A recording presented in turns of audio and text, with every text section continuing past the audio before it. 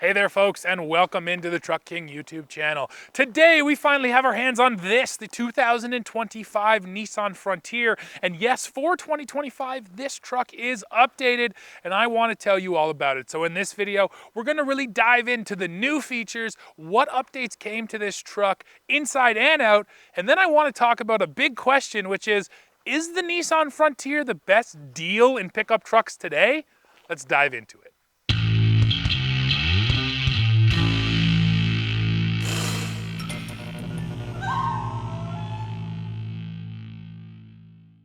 Let's start with something that hasn't changed, the powertrain. This is still a naturally aspirated 3.8 liter V6. It's making 310 horsepower and 281 pound-feet of torque sent through a 9-speed automatic. And yes, this is the only engine you're gonna find in the Frontier. And in fact, it's only one of two naturally aspirated V6s left in the midsize segment. You either have the Frontier or the Gladiator. Other than those two, everything else is turbocharged. So if you really want to avoid a turbo, you might want to come over here and look at the Frontier. Now, for 2025, you are going to notice the updates because the front end is different. We have a new grille up here, a new lower bumper, new front fascia. You're getting these kind of silver pockets up here in the grille, which do look pretty nice. Not a massive change in the way it looks, just enough though to remind you that it's a new model. We also get a brand new design down there on our 17-inch wheels. The model you're looking at here is also the Pro 4X, so we are getting the off-road equipment like a rear locker and unique suspension. And I have to mention, this orange paint job is also new for 2025, and it definitely stands out in the crowd. So why don't you just take a second, drop in the comments right now, and let me know what you think of the new styling here on the truck. Out back, there's a few things you might notice on this truck that are new for 2025. First of all, just the tailgate and this big plastic applique. That is new to make it look a little bit different. But yes, we're also now getting the 6-foot bed, a long wheelbase Frontier with the Pro 4X package. That's also new for 2025. So nice to have that combination. Now, I will just show you the bed real quick. We do have a tonneau cover on today. Tailgate is damped. And yeah, nice to have. You're getting a hard tie down in each corner. You're getting that tie down rail system. And you're even getting a plug over here with 400 watts of power, so a little bit of power at the back of the Frontier too.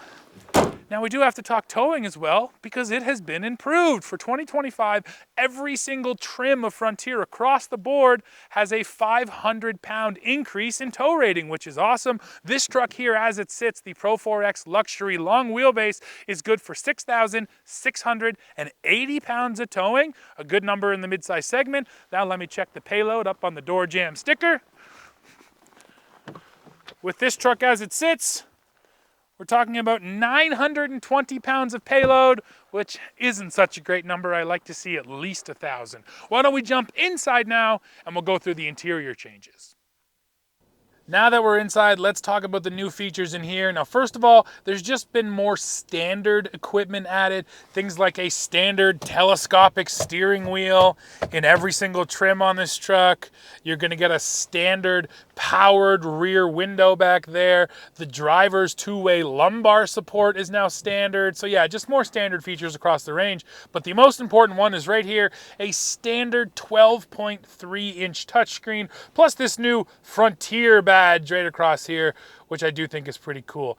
Now, I think on the downside of this screen, you're gonna notice that essentially this screen right here is exactly what Nissan had before. So they haven't really even changed the dimensions. They just added this extra kind of length to the screen over here and extra information. So I can show you, we can go into settings right here, customize menu, customize split screen, and here's all the things that we can put over here on our right side screen. Things like your audio, your turn-by-turn, current weather conditions, weather forecast, hourly or daily, TomTom weather, digital clock, or an analog clock. So this is a little bit limited over here, but always nice to have more space for information. Now again, it's unfortunate though, because when I hit the map button, the map doesn't take advantage of that extra space. The map just stays right here because, again, that's the dimensions of the original screen. And then if I do throw this thing into reverse, even the camera doesn't take advantage of that extra screen size, which, yeah, that's unfortunate. But what this really shows you is that Nissan did this update with the tightest budget possible. So they gave us the bigger screen, but they didn't go back to the drawing board on the infotainment system to make it take advantage of that full screen. Still, if you want to be competitive in trucks today, you got to have a bigger screen. That's just what everyone has been doing. So now Nissan joins that party as well. Outside of that, everything in here basically stays the exact same, but that's okay. It's a good, functional, working interior.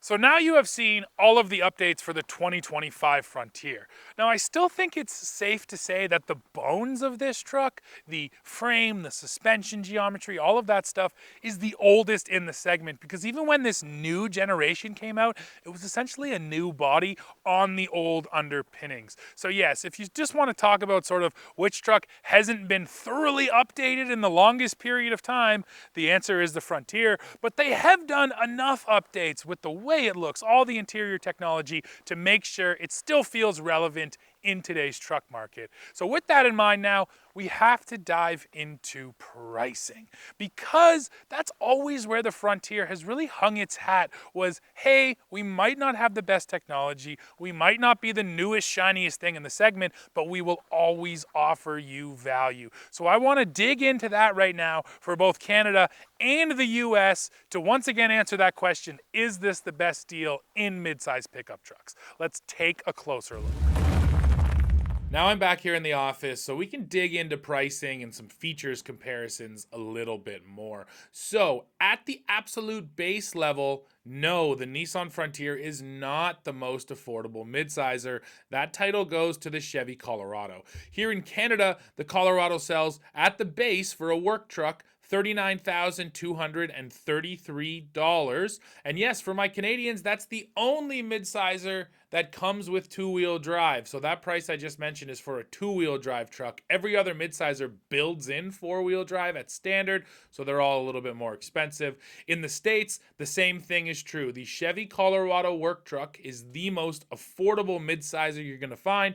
It comes in at $31,395. So where does the Frontier fit into this? Well, again, I'll go first Canada, then the States. So in Canada, the Frontier starts at $51,085.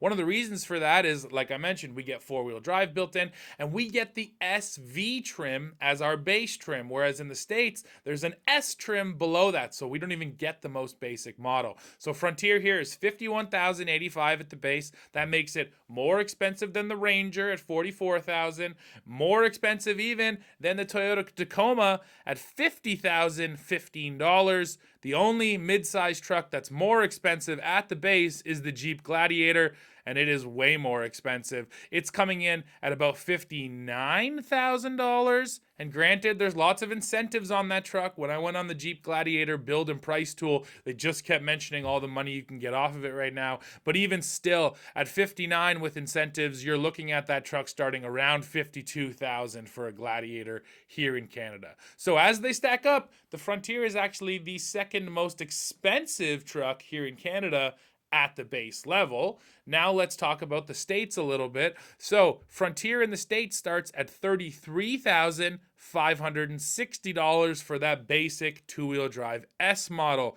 That's a little bit less expensive than the Ford Ranger, which starts at $34,000, and it's also just a little bit more expensive than the Tacoma, which starts at $33,885.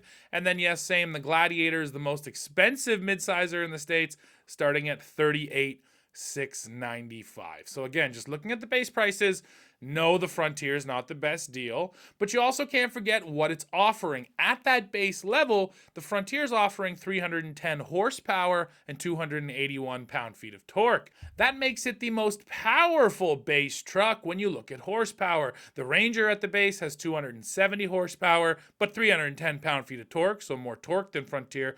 Colorado is the least powerful with 237 horsepower and 260 pound-feet of torque at base. So it's the most affordable, but it's also the least amount of power you're going to get.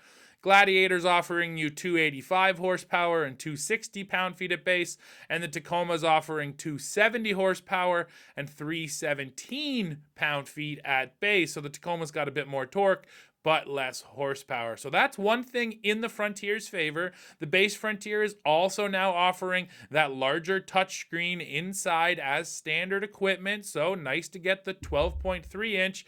But yes, so does the Chevy Colorado. It's got a big touchscreen now and a fully digital gauge cluster. And all of those things are standard in that truck too.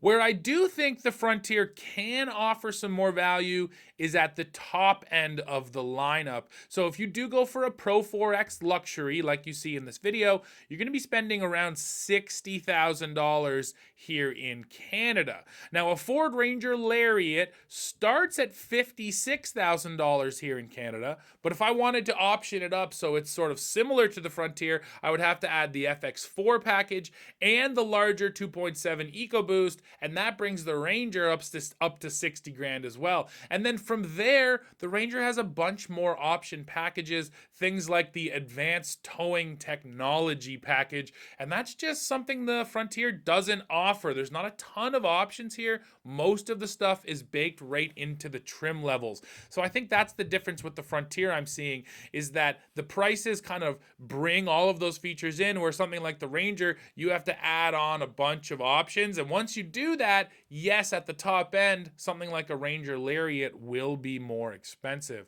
Now, talking about the Chevy, it does seem to offer some good value here. The Z71 package will sell for $52,133 here in Canada.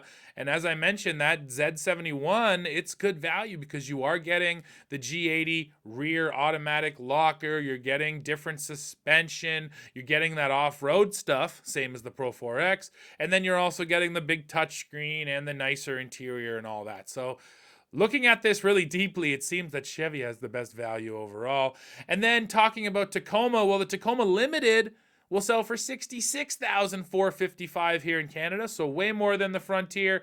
And the Rubicon Gladiator is gonna sell for around $63,000 after incentives. Right now, MSRPs on that truck are closer to 70 grand, so they're way more expensive. So it's at the top end here where you can see how the Frontier does offer some value. Now, that was Canada. Is it the same in the States? Well, yes, it seems to be. So for the Pro 4X with the Pro Premium package, because the packaging is a little different, in the States, you're talking about $49,050. If you look at a base Lariat, well, it's going to be $45,000 from Ford. But again, once you dress it up so it's similar to the Frontier, that being the larger engine and the FX4 package, the Ford's going to cost you $51,000. That's $2 grand more than the Nissan. The Gladiator Rubicon, again, way more expensive. It starts at $62,000, and that's with $1,500 already knocked off of it. So in every case, the Gladiator is the most expensive by far. And then a Tacoma Limited, which is 4x4 and with the larger hybrid engine, well, it's going to sell for $57,850. So Tacoma and Gladiator are way more expensive. Ranger and Frontier are kind of right there on pricing. And then in every case, the Chevy Colorado does undercut everybody else because the Colorado Z71 is $42,095. And I just wanted to point one other thing out about the Colorado. To step up to that Turbo Max engine to get a lot more power, and yes, more power than a Frontier, it's only about $1,300. That's going to get you 310 horsepower, so the same horsepower, but also 430 pound-feet of torque. So it's not a lot of money to get more power. So hopefully you followed along with all that. To sum it up, no, the Frontier is not the most affordable truck on the market. At the base level, it is offering more power than the competitors and some more features. At the top end, yes, because of its lack of packages and things you can add on to it, it definitely feels like the other trucks start around the same price, but then they can be dressed up way more. And if you're just comparing to Tacoma and Gladiator, yeah, the Frontier looks like a bargain. Comparing it to the Colorado, yeah, not quite as much. Well, folks, there you have it. Now you've seen everything there is to see about this new 2025 Frontier and all the updates. Now, of course, I need to hear from you, so why don't you drop in the comments right now. Let me know about what you think of the Frontier, of the updates, and especially of the pricing. Which truck do you really feel like is the best deal? Let me know down below. And then as always, while you're down there, don't forget to hit like, hit subscribe, hit join to become a member, and come right back here to Truck King to see what we're testing next. See ya.